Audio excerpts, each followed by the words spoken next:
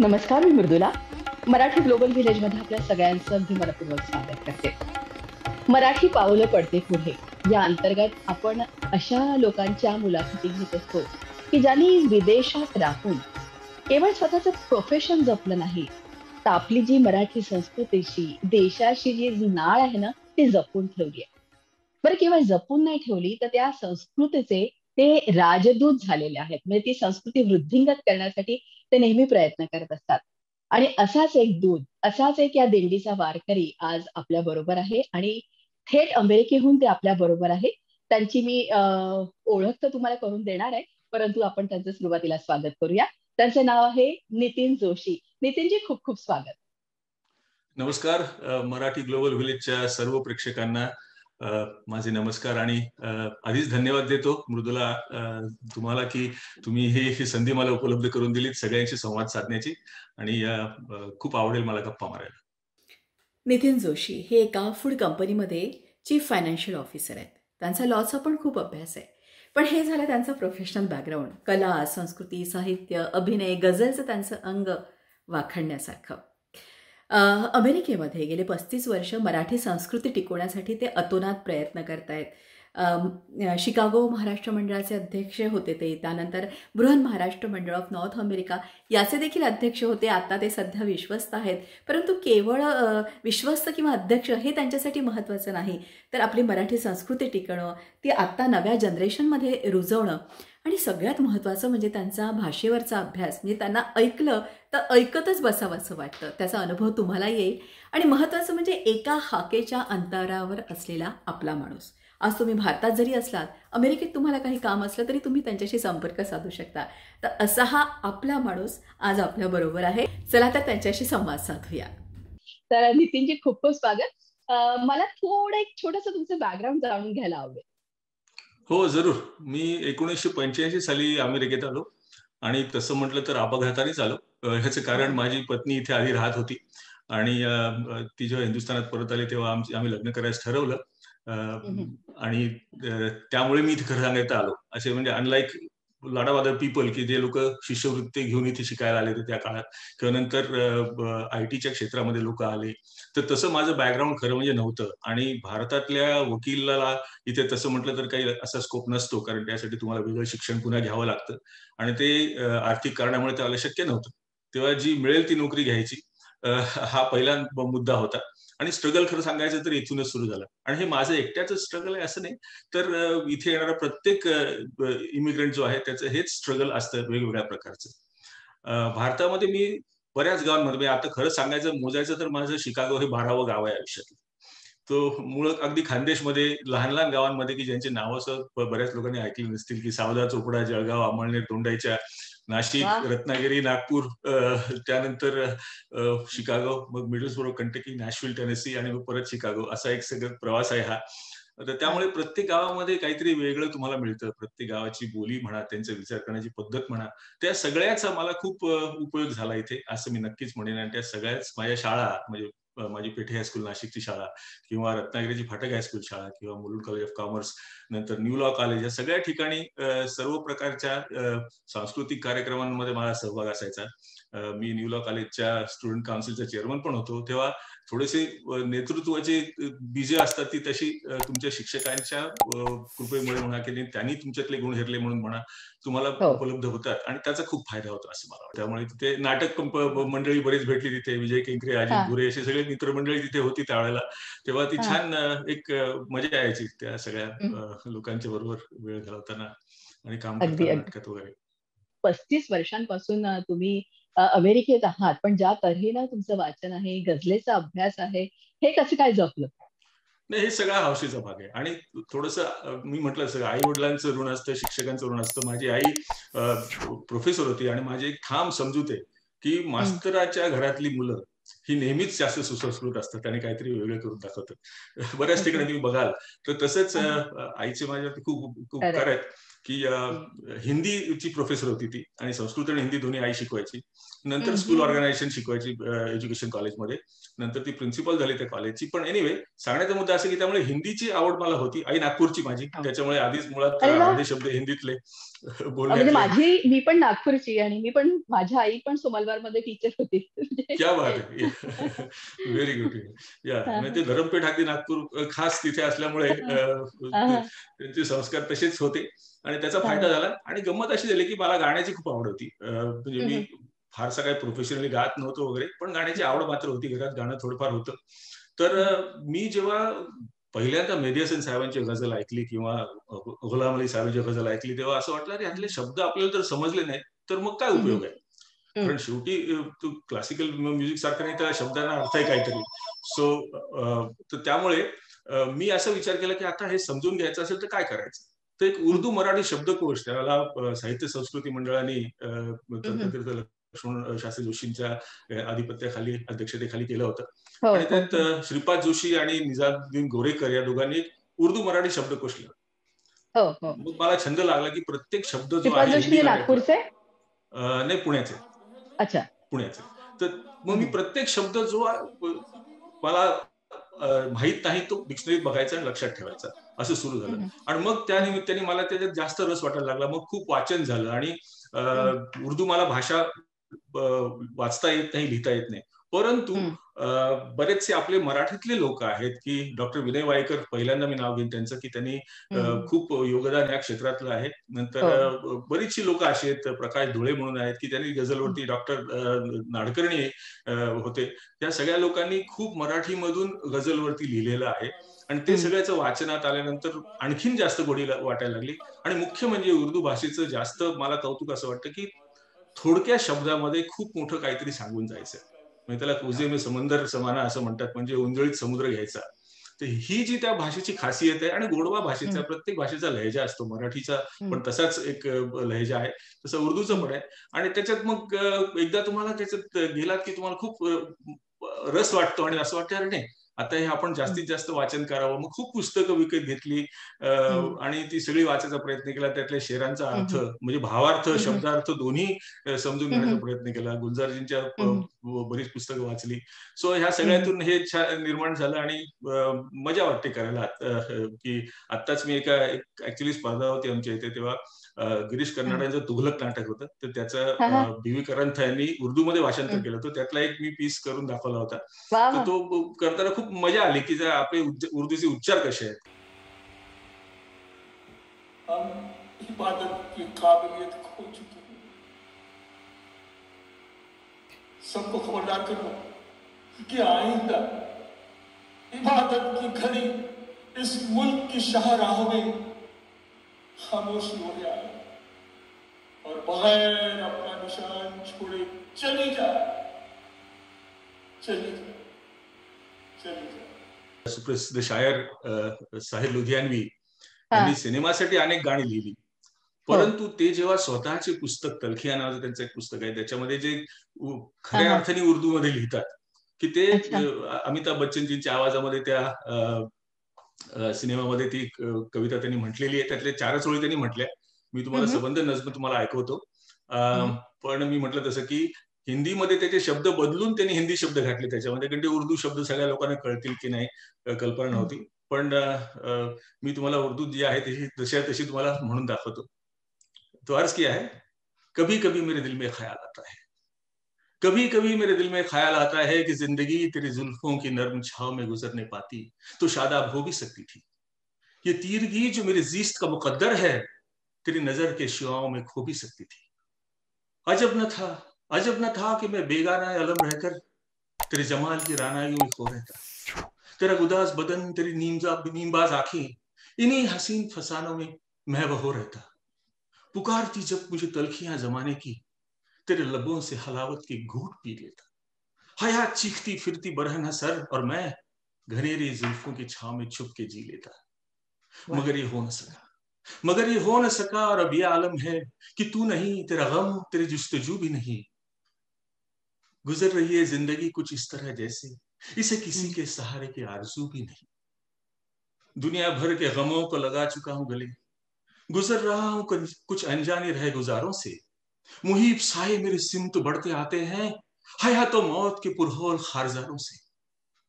न कोई जादा, न मंजिल, न रोशनी का सुराग, भटक रही है खलाओं में जिंदगी मेरी, इन्हीं खलाओं में रह जाऊंगा कभी खोकर। मैं जानता हूं मेरी हमनफस, मगर यूं ही कभी कभी मेरे दिल में ख्याल आता है, कभी कभी वाह, मेरे दिल में ख्याल आता है। खूपच छान. अर्थात यामध्ये तुमचा अभिनयाचं अंग पण मला दिसतं. या निमित्ताने आपण ज्या तऱ्हेने तुम्ही विविध नाटकांमध्ये कामं केली आणि त्याची कशी सुरुवात झाली. शिकागो मध्ये तुम्ही तिथल्या मंडळामध्ये पहिले अध्यक्ष होता. बृहन्महाराष्ट्र मंडळ जे आहे, BMMचं ज्याला जी प्रतिष्ठा लाभलेली आहे, त्यामध्ये तुमचा फार मोठा हातभार आहे. कशी सुरुवात झाली? गंमतच आहे. म्हणजे मी हं. भारतात असताना बऱ्याच अगदी लहान वयाच्या 5व्या वर्षापासून रंगभूमीवरती काहीतरी करतोय.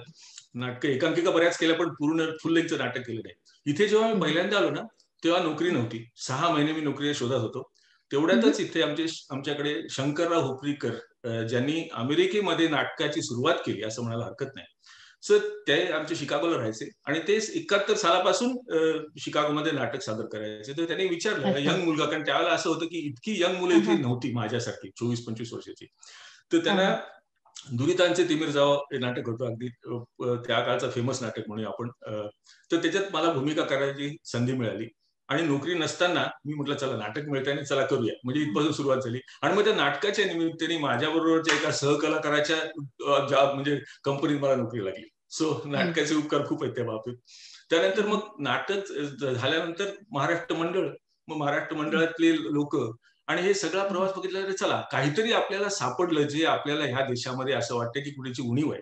कारण त्या काळात इंटरनेट नव्हतं. फोन सुद्धा करायचं म्हटलं तर $1.39 मिनिट होतं. तेव्हा त्याचा खूप विचार करायला लागायचा की किती वेळ बोलायचं इंडियामध्ये.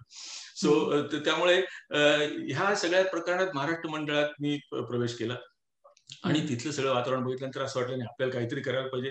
नाटक त्यानंतर मध्ये मी ऍक्च्युली खरं सांगायचं तर 2 वर्षानंतर मी नोकरीच्या निमित्ताने मिडल्सबरो कंटकी नावाच्या अगदी 10,000 वस्तीच्या गावात गेलो. तिथे एक अच्छा. वेगळीच अमेरिका बघायला मिळाली. ओके. आणि त्यानंतर मग नॅशव्हिल टेनेसी मध्ये गेलो. जरा थोडं मोठं गाव, पण हां. नाटकाच्या एवढीनेच म्हणायला हरकत नाही. जॉब ऑपॉर्च्युनिटी मिळाल्याबरोबर मी ताबडतोब शिकागोला परत आलो हं, आणि हं, 94 सालापासून मी शिकागोत आहे. हं, इथे आल्यानंतर बरीच नाटकं केली. म्हणजे हं, कानेटकरांची बहुतेक नाटकं शंकररावांना आवडायची. तर हं, त्याच्या अगदी लाल्याच्या भूमिकेपासून तर बेईमान पर्यंत सगळी नाटकं झाली हं, करून त्यांची. हं, अ, हं, काही विनोदी नाटकं झाली, काही वर्क झाले आणि ते मी लहान गावात राहायला असल्यामुळे ती भाषा पण मला चांगली अवगत आहे. म्हणजे हां. जी गावठी बोली ज्याला आपण म्हणतो, हो, हो, लहान हो. गावाकडचं बोलणं, तर तसं ते पण माझे पहिल्यापासूनच ऐकलेले, कानावर पडलेलं आहे. ते बरोबर येतं हां. बोलता किंवा समजतं. तर तो एक मजा असते त्याच्यामध्ये. म्हणजे त्याचा तुम्ही गोडवा वेगळा आहे. विसरलात नाही. इतके वर्ष नाही, झाले तरी अजिबात ती. नाही. हां, विसरणं हां. कारण काय, ह्या लहानपणच्या गोष्टी असतात ना, त्या इतक्या रुजलेल्या असतात तुमच्या मनामध्ये, की त्या हो, हो, सहजासहजी विसरता येत नाही. तुम्ही प्रयत्न हो. केला तरी सुद्धा विसरणार नाही खरं सांगायचं तर. हं, अर्थात हे व्यक्तिगत असतं थोडंसं, प्रत्येक व्यक्तीवर ते अवलंबून असतं. पण ह्या सगळ्या हं, गावातल्या अनुभवांचा खूप फायदा हं, झाला. हं, तर असा हा प्रवास सुरू झाला नाटकांचा आणि हं, त्याच्यानंतर असं झालं की एक म्हणजे थोडीफार महाराष्ट्र मंडळात काम केल्यानंतर मी माझं एक आणखीन म्हणजे अट्टाहास असा असतो की तुम्ही नेहमी ग्रासरूट पासून हां. तृणमूल पातळीवरनं काम सुरू करायला पाहिजे. म्हणजे कुठल्याही वाह! ह्याच्यात तुम्ही आधी स्वयंसेवक हां, व्हा. मग तुम्ही तिथे त्यांच्या कार्यकारिणीवरती जा. मग तुम्ही उपाध्यक्ष हां. व्हा, मग अध्यक्ष व्हा, मग विश्वस्त व्हा. हा जो प्रवास आहे तो मी जाणून बुजून केला महाराष्ट्र मंडळ शिकागोसाठी आधी. आणि हं, त्यामुळे हं, नंतर इतक्या वर्षाचं माझं काम बघून खरी सुरुवात हं, माझी हं, झाली असं म्हणूया, की बृहन्महाराष्ट्र मंडळाचं एक अधिवेशन असतं दर 2 वर्षांनी. आता हं, यंदाचं म्हणजे 21 सालचं अधिवेशन आता होऊ शकत हं, नाहीये. हं, त्यामुळे 22 साली सध्या ते अधिवेशन न्यूजर्सीच्या मराठी विश्व ह्या संस्थेतर्फे अटलांटिक हं, सिटीमध्ये आहे ऑगस्टमध्ये. हं, तर हं, एनिवे सांगण्याचा मुद्दा असा की शिकागोला जी कन्व्हेन्शन झालं 2011 साली, त्या हं, कन्व्हेन्शनचा कन्व्हिनर म्हणजे प्रमुख समन्वयक म्हणून मला माझ्या मित्र मंडळींनी आग्रहाने सांगितले, नितीन तू हे काम कर. आणि हं, तो अनुभव माझ्या आयुष्यातला सगळ्यात मोठा अनुभव असा होता, कारण त्याला 200 हं, व्हॉलंटियर्स बरोबर काम करायचं होतं. हं, आणि आणखीन एक महत्वाची गोष्ट अमेरिकेत आहे, की इथली माणसं इतकी हुशार आहेत, आपापल्या क्षेत्रात दिग्गज आहेत. त्यामुळे हं, मुलांना काय किंवा इथल्या राहणाऱ्या लोकांना काय, प्रत्येक गोष्ट बुद्धिप्रामाण्यवादाच्या हं. कसोटीवर उतरली तरच ती करायची. मी सांगतो म्हणून कर, हे जे आपण आपल्या आईवडिलांचं ऐकत होतो तशी इथली मुलं ऐकत नाहीत. म्हणजे त्यात चांगला आहे, माझ्या दृष्टीने तो भाग खूप चांगला आहे की आपण अंधानुकरण केलं, त्यात काही चुकलं असं मी म्हणत नाही, संस्कृती ती होती. तर त्यामुळे इथल्या लोकांबरोबर काम करायचं, ह्या सगळ्यांचं मान ठेवून काम करायचं. त्याच्यातली बरेच मोठमोठी प्रोफेसर्स होते, बऱ्याच कारण की 10-10, 15-15 पॅटर्न्स असे त्यांची झाली. तर ह्या लोकांबरोबर काम करण्यामध्ये एक वेगळा आनंद मिळाला, त्यांच्याकडनं शिकायला मिळालं प्रत्येकाचे स्ट्रॉंग पॉईंट्स काय, मग कुठल्या माणसाला कुठल्या प्रकारचा कमिटी द्यायची, कारण त्या 16-17 कमिटीज असतात. 2,500 ते 3,000 3,500 लोक त्या कन्व्हेन्शनला येतात, त्यांची सोय करायची. ही 200 लोकांची टीम प्रत्येक गावामध्ये अधिवेशन असताना 2 वर्ष काम करते. आणि ह्याचा अनुभव खूप फायदा झाला. मग त्यानंतर असं वाटलं की अरे या इतकं छान अनुभव आहे, तर आपल्याला ह्या बृहन महाराष्ट्र मंडळासाठी पण काम करायला पाहिजे. म्हणून मग त्यांच्या कार्यकारिणीवरती काम केलं. मग ते झाल्यानंतर असं वाटलं आता आपण इतकं केलंय तर आपल्याला अध्यक्ष, म्हणजे खरं सांगायचं तर मला माझ्या मित्रमंडळींचंच कायम प्रोत्साहन लाभलंय. म्हणजे मला माझ्याबद्दल जेवढं माहित नव्हतं तेवढा कदाचित त्यांचा माझ्यावरती विश्वास असेल. तर म्हणून मला अध्यक्षपद भूषवायला मिळालं. हे सगळीच लोकांची म्हणजे कृतज्ञता व्यक्त करतो त्याबद्दल मी. नाही, पण आणि तुमच्यात त्यानंतर मग तेवढे पुन्हा हा त्यानंतर नॅचरल प्रोग्रेशन म्हणून आता मी विश्वस्त म्हणून आहे 2025 सालापर्यंत, 26 सालापर्यंत.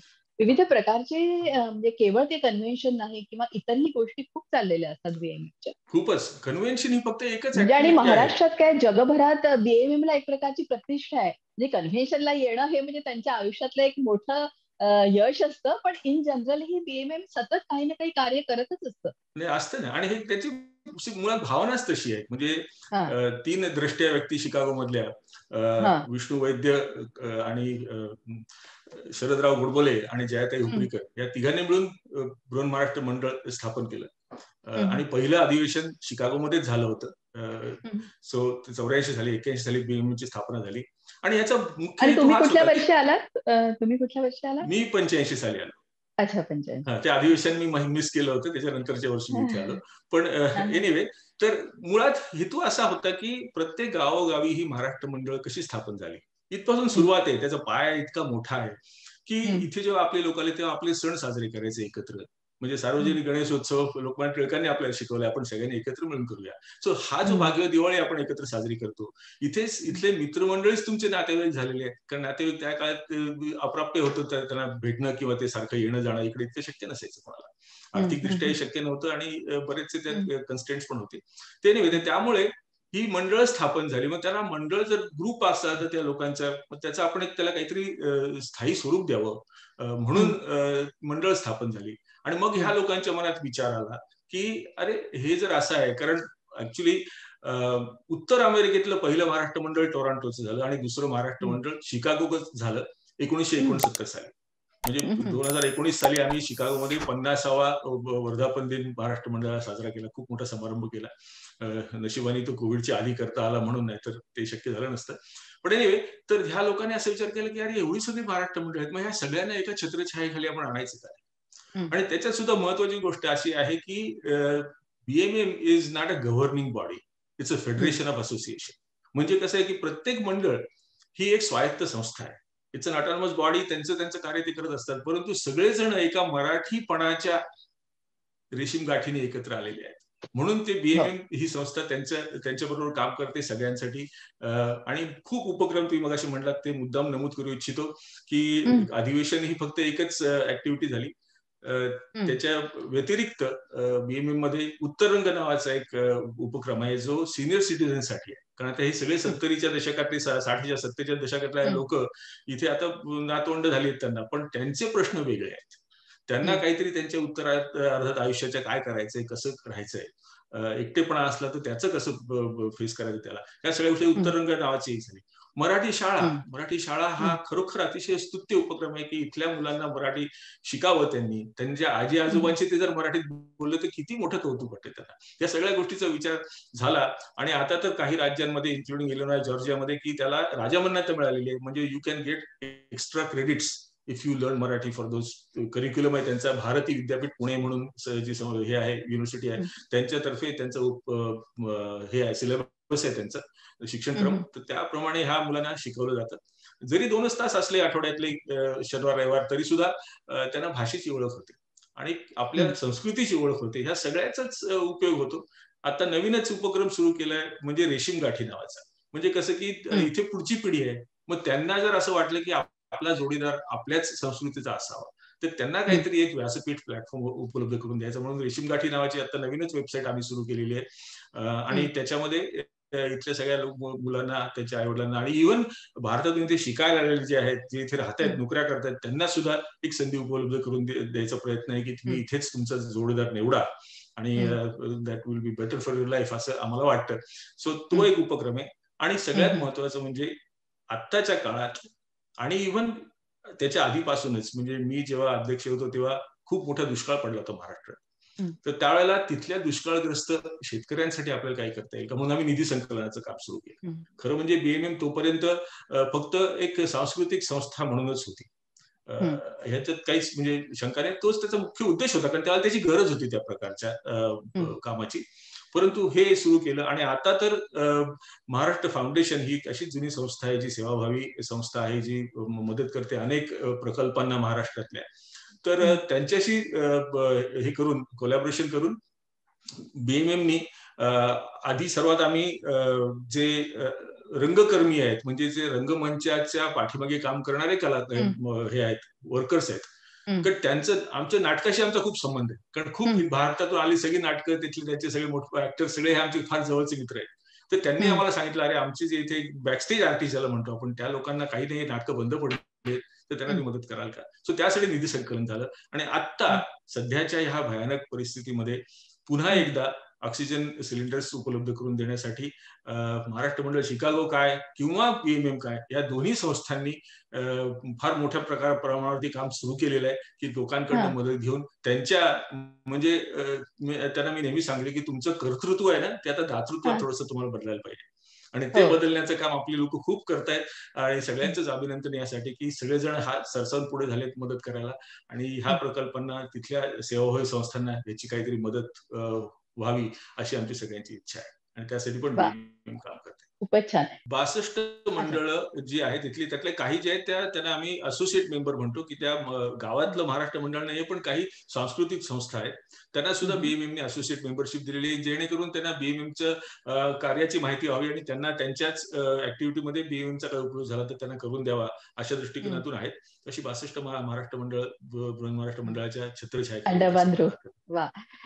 पण यानंतर देखील तुमचं खूप उत्तम कार्य, म्हणजे मी गरजे मराठीमध्ये पण बघते, तिथे पण तुम्ही कार्यरत असता आणि इतरही काही संस्था आहे त्यांच्यासाठी तुम्ही सक्रिय सहभाग नोंदवत असता. तर त्या तुमच्या कार्याविषयी मला जाणून घ्यायचं.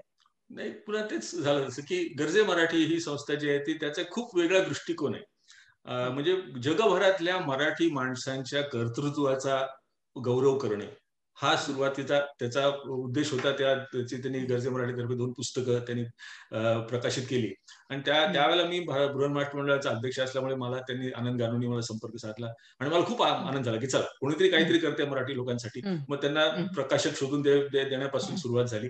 पुस्तकं आल्यानंतर मग आनंद आणि सुनीता वहिनींच्या डोक्यात आलं की अरे पुस्तकं घेऊन काय होणार पुढे, म्हणजे ठीक आहे तर त्याच्यात पुढे काय करता येईल का. तर आज मला सांगायला इतका अभिमान वाटतो, त्या लोकांनी काम केलेलं आहे. मी जरी त्यांच्या संचालक मंडळावरती असलो तरी आज अनेक लोकांचा हा उपक्रम आहे.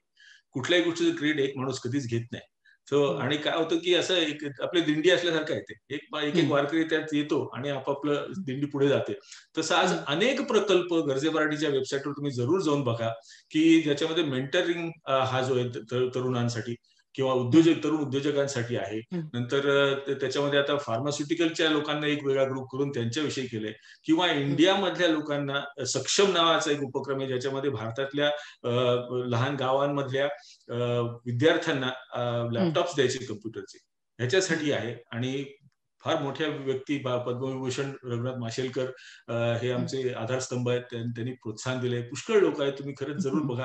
भाऊ इन्स्टिट्यूट आहे पुण्याची, त्यांच्यातर्फे अलायन्स चालले. आता मराठवाडा विद्यापीठाबरोबर अशा अनेक विद्यापीठांबरोबर काहीतरी संयोग घडवून तिथल्या लोकांसाठी, आपल्या मायभूमीसाठी आपल्याला काय करता येईल, हाही एक फार मोठा विचार गरजे मराठीतर्फे. आणि आज जगभर जाळं पसरलेलं आहे. जवळजवळ 42 देशांमध्ये गरजे मराठीचे आज सभासद आहेत आणि ते संपूर्णपणे स्वयंसेवी संस्था आहे, त्यात एकही पैसा कोणाकडनं घेतला जात नाही, परंतु हे कार्य आणि त्याला खूप म्हणजे नितीन गडकरीजी जे आहेत मंत्री त्यांच्यातर्फे आम्हाला खूप प्रोत्साहन मिळालेलं आहे.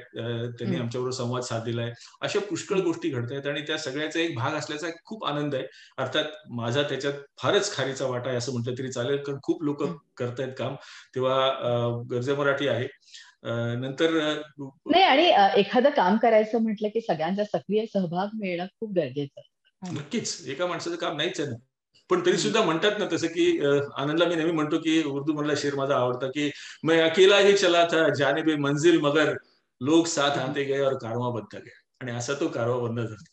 So that is how it works. कोणीतरी पुढे येऊन ते करायला लागतं पहिल्यांदा, प्रतिनिधित्व त्यांचं, आणि मग त्यामुळे तर लोकांना तुम्ही सामावून घेऊ शकता त्याच्यामध्ये, असं आहे.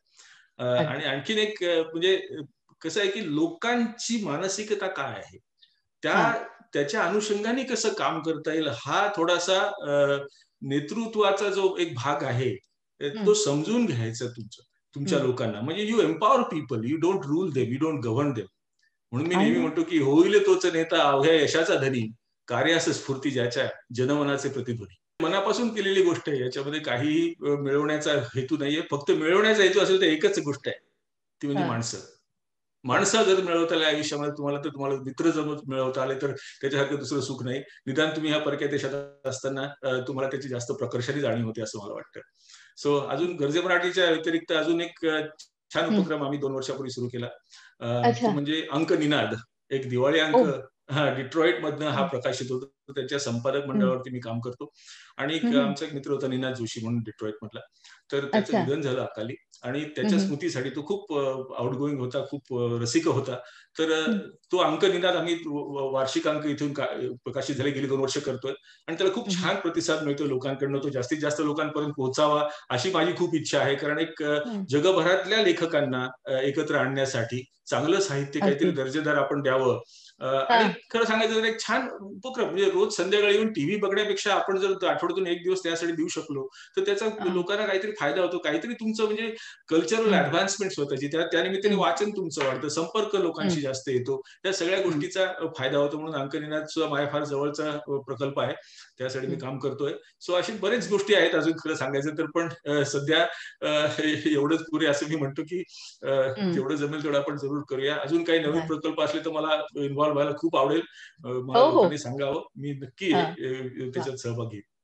आणि पण ग्लोबल मराठी व्हिलेजसाठी पण म्हणतो मी तुम्हालाही सांगतो, तुम्ही हा इतका छान उपक्रम सुरू केलेला आहे की जो लोकांपर्यंत पोहोचवण्याची तुम्हाला कळकळ आहे, तेव्हा ह्यासाठी सुद्धा जर मला काही करता आलं पुढे जाऊन तुम्हाला आनंदच होईल, नक्की सांगतो. दुरून जेव्हा मीडियामध्ये अनेक बातम्या येत असतात की ज्या तऱ्हेने मध्ये घटना घडली, ब्लॅक लाईफ मॅटर्स ही चळवळ असो, किंवा लोकांचं असं म्हणणं असतं, अरे तुम्ही जाता देशात परंतु तुमच्याकडे बघण्याची दृष्टी म्हणजे जरा वेगळीच असते, तुम्हाला मान देत नाही. तुमचा काय अनुभव आहे 35 वर्षातला? भारतीयांकडे कसं बघतात अमेरिकेत?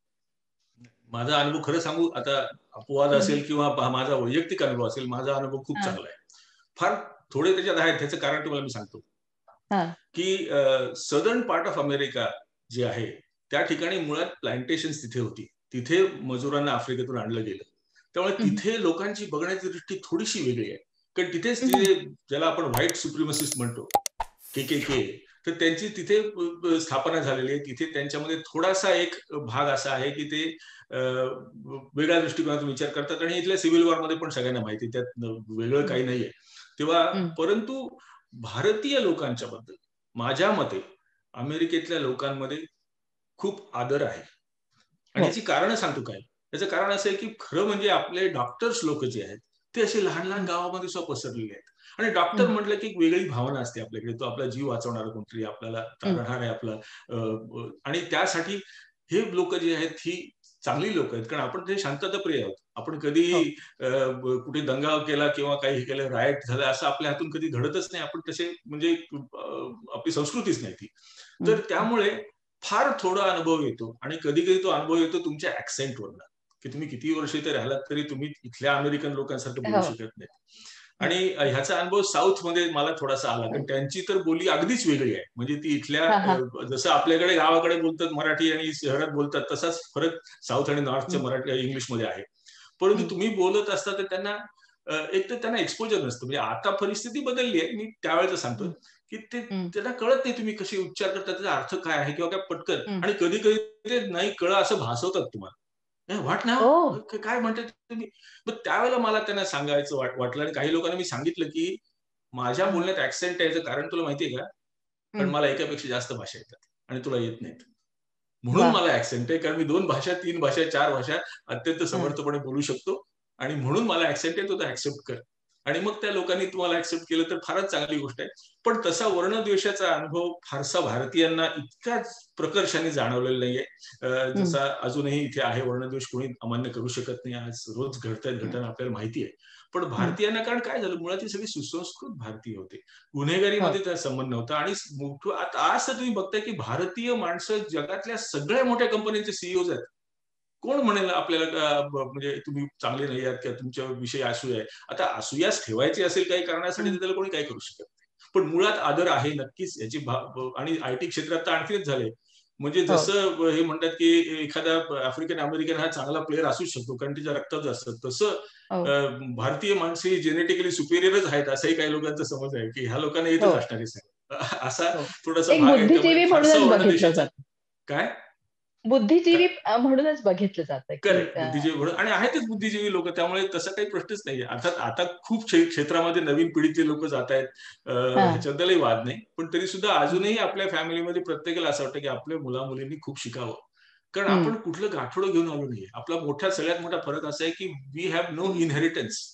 आय नो कारण इथून शून्यापासून सुरुवात केली, निदान पहिल्या आलेल्या पिढीने तरी, आणि ते शून्यापासून सुरुवात केली असल्यामुळे मला वडिलोपार्जित काही, मला घर काय काहीच मिळालेलं नाही. त्यामुळे आपल्या मुलांनी स्वावलंबी व्हावं ह्यासाठीच इथले पेरेंट्स त्यांना सांगत असतात की बाबा रे, तू आधी शिक्षण कर. अगदी.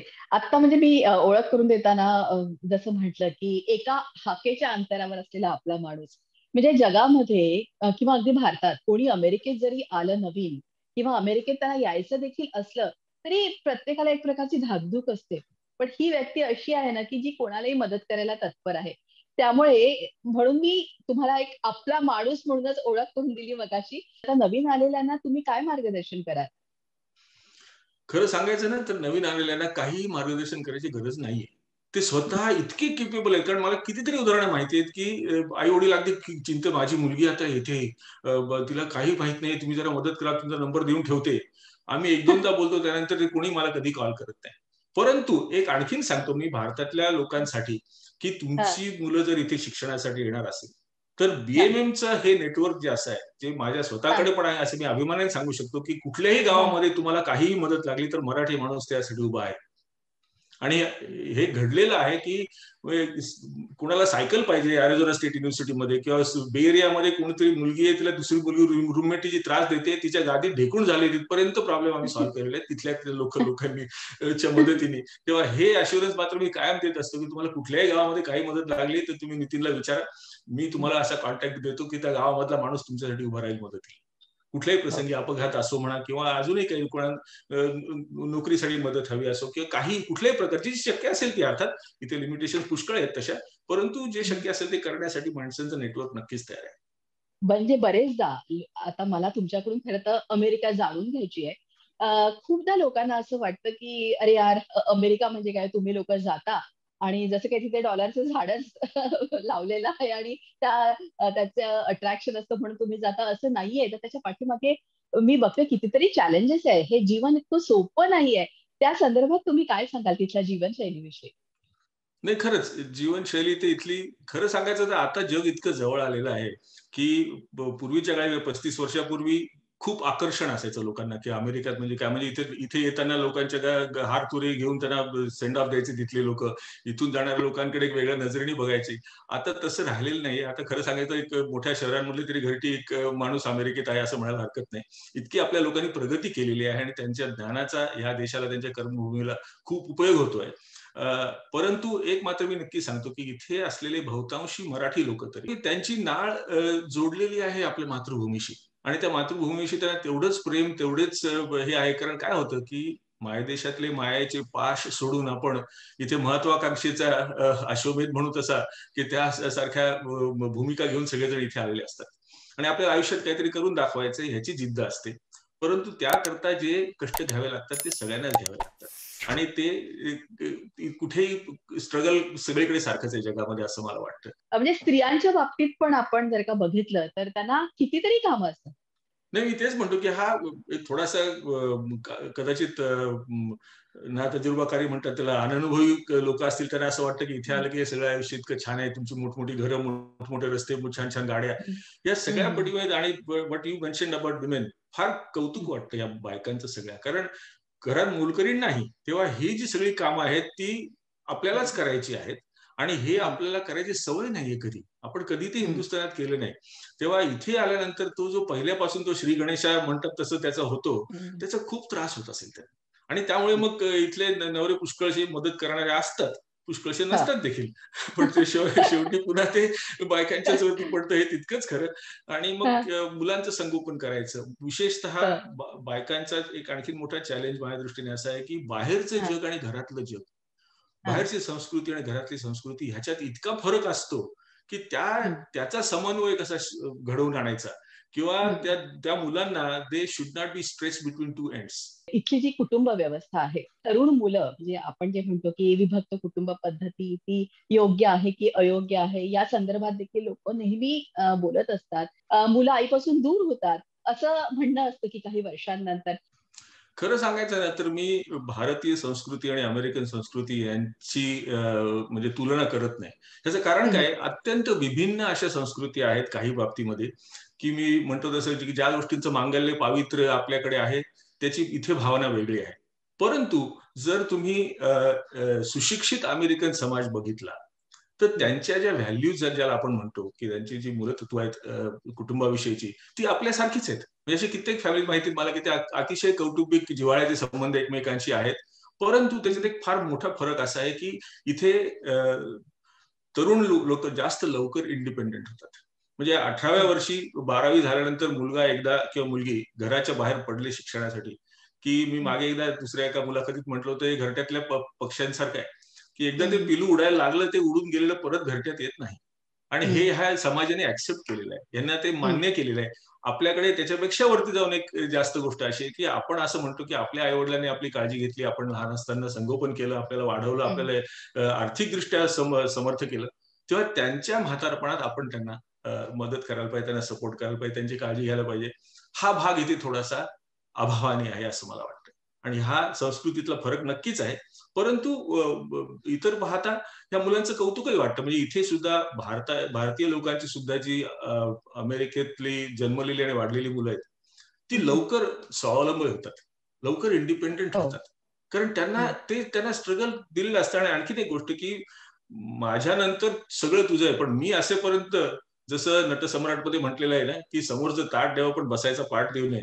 तर ती हं, परिस्थिती इथे लोक फार कसोशीने पाळतात. म्हणजे कितीही श्रीमंताचा मुलगा असला तरी त्याला कुठेतरी नोकरी करायला लावणार, त्याला स्वतःच्या हं, पायावर उभं करणार, त्याला कर्ज घेऊन शिक्षण करायला सांगणार. हा भाग हं, इथे खूप जास्त आहे. कारण त्याच्यात एक फायदाही होतो, परंतु तो थोडासा दुरावाही होतो. मग तो मुलगा म्हणतो, जर हं, मी माझ्या सगळ्या कर्तृत्वावर केलंय, मी दुसऱ्या कोणाची कृतज्ञता कशाला व्यक्त करू? म्हणजे आई वडिलांनी जन्म दिला, संगोपन लहानपणी केलं, पण ह्याच्या पुढचं सगळं आयुष्य मी माझं घडवलंय. सो असा कुठेतरी हं, एक फरक येतो, की जे आपलं आदरयुक्त भीती असते वडिलांबरोबर, किंवा जे हं, वात्सल्य असतं आईबरोबर, त्याची जी हं, इंटेन्सिटी आहे, ती इंटेन्सिटी इथे जरा कमी असते. हे संबंध हं, त्यांचे थोडेसे औपचारिक असतात, फॉर्मल असतात. म्हणूनच हं, मदर्स डे आणि फादर्स डे इथे सेलिब्रेट करतात. भारतात आपल्याला करायला लागत नाही, कारण आपला रोजच मदर्स डे असतो. म्हणजे हां, आपल्याकडे जशी लीनता असते. माझी आई मला नेहमी हां, म्हणायची, डोंगर चढायचा असेल तर वाकून जावं लागतं, ताठ उभं राहून डोंगर चढता येत नाही तुम्हाला. तर हा जो हं. प्रकार असतो तो थोडासा दोन संस्कृतीमध्ये नक्कीच फरक आहे असं मला वाटतं इथे हो आल्यानंतर. आणि बरेचदा असं बोललं जातं, की भारताला विसरले, आपल्या म्हाताऱ्या आई-वडिलांना विसरले. असं नाही. मला तर मी या वेस्टर्न कंट्रीमध्ये बघते, की मोस्ट ऑफ द लोकांकडे त्यांचे आई-वडील वगैरे त्यांच्या बरोबरच आहेत. म्हणजे इतके ते आजही म्हणजे जरी भारताच्या बाहेर जरी ते आले असले, तरी आपलं कर्तव्य बजावण्यात ते कुठेही कमी नसतात. म्हणजे ते जे माध्यमांमध्ये नेहमी तेच दाखवलं जातं, की तुम्ही परदेशात निघून गेला तशी परिस्थिती मला काही दिसत नाही. तुमचं काय मत आहे त्याच्यावरती? नाही, सांगतो ना, छान प्रश्न विचारला. नाही, एकतर अगदी खरं आहे, की असं जनरली होतच नाही, की हां, आई-वडिलांविषयी किंवा आपल्या मोठ्या लोकांविषयी प्रेम, माया काही नाहीये. तर त्यांना सोडून हां. आपण विसरून आलो. आता हल्ली खरं सांगायचं तर हिंदुस्थान पण बोललं जातं. अजूनही आपल्याकडे वृद्धाश्रमात आई वडिलांना टाकणे हा सगळ्यात मोठा पाप केल्यासारखं लोक त्याकडे बघतात. आणि इथे एक्झॅक्टली उलट आहे. म्हणजे मला तर असं वाटेल की बा ठीक आहे, मी जर वयस्कर झालो, मी स्वतः काही करू शकत नाही, तर वृद्धाश्रमात मी आनंदाने जायला तयार झालं पाहिजे. आणि जाता इथे सगळे पुष्कळ लोक जातातही, शेवटी कारण जावंच लागतं, त्याला इलाज नसतो. परंतु याचा अर्थ एकमेकांवरती प्रेम नाही किंवा त्यांची काळजी नाही. आता म्हणजे माझंच उदाहरण तुम्हाला देतो. माझ्या सासूबाई आणि सासरे आम्ही एकत्रच राहिलो होते, इथेच होते आधी मी आलो तेव्हा. आणि आजही माझ्या सासूबाई माझ्याकडे आहेत, आज 90 वर्षाच्या आहेत त्या. पण त्या 83 सालापासून माझ्या 2 वर्ष आधीच ते इथे आलेले आहेत. मध्यंतरी काही वर्ष त्या भारतात गेल्या, पण तो त्या परत इथे आल्या. त्या सिटीजन आहेत अमेरिकेच्या. अशी पुष्कळ लोकांचे आई वडील त्यांनी त्यांचं म्हणजे काळजी घेतलेली आहे अगदी अखेरपर्यंत. आणि ज्यांना ज्यांना शक्य आहे ते सगळे इथे येऊन राहणारे खूप लोक आहेत, नाही असं नाहीये.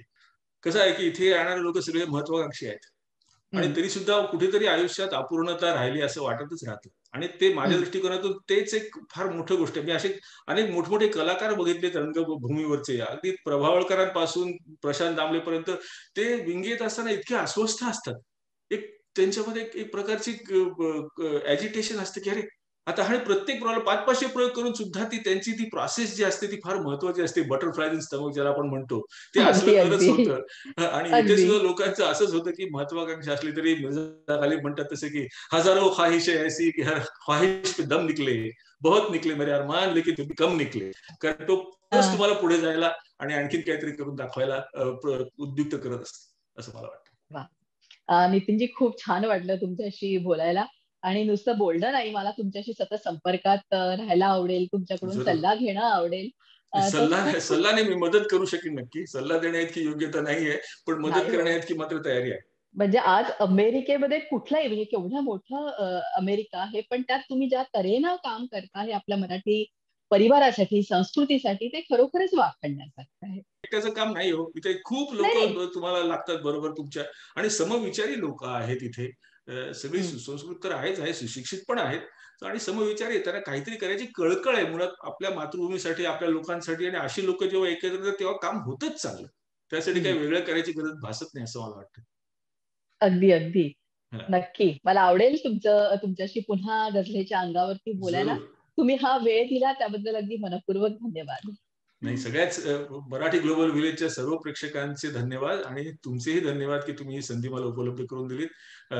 असे म्हणजे अशा लोकांच्या पंक्तीत तुम्ही मला खरं म्हणजे बसवलंय की जे माझ्यापेक्षा योग्यतेने खूप मोठे आहेत, पण नाही हो. तरी सुद्धा माझ्या वैयक्तिक दृष्ट्या फार मोठी संधी लाभली. आई, धन्यवाद. म्हणजे इथे येऊन जे कार्य करता आहात, आपली मराठी संस्कृती टिकवण्याचं, परदेशात कितीतरी चॅलेंजेसला फेस करता करता, प्रोफेशन करता करता या गोष्टींकडे तेवढंच लक्ष देणं, हे त्याहून कठीण मला कधी कधी वाटतं.